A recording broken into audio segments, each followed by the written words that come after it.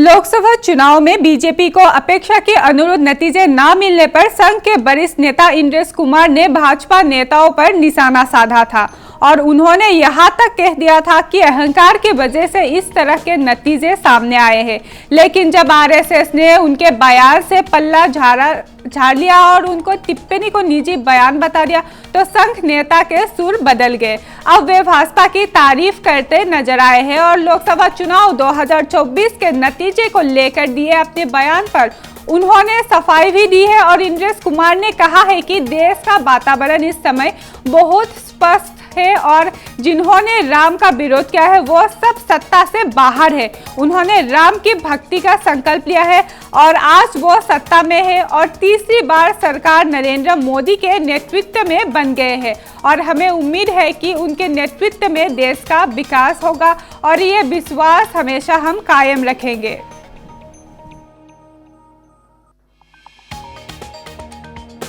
ऐसा है कि पूजनीय सरसंघ चालक जी के बयान पर और देश के अंदर संघ की ये रीत है कि उस पर कोई टिप्पणी नहीं की जाती।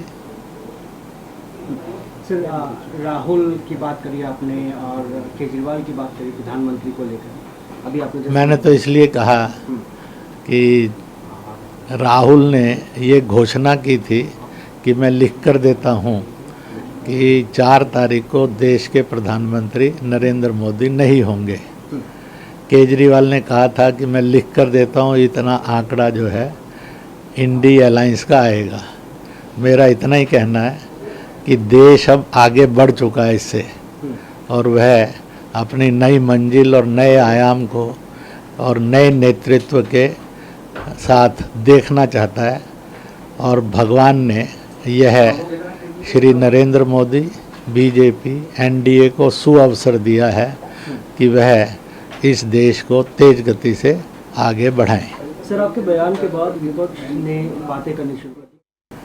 केजरीवाल ने कहा था कि मैं लिख कर देता हूँ इतना आंकड़ा जो है इंडी अलायंस का आएगा।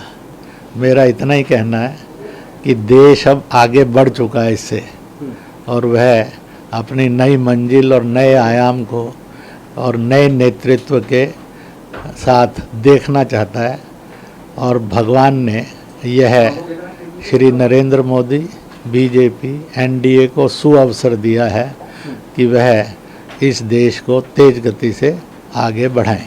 सर, आपके बयान के बाद विपक्ष ने बातें करनी शुरू कर दी।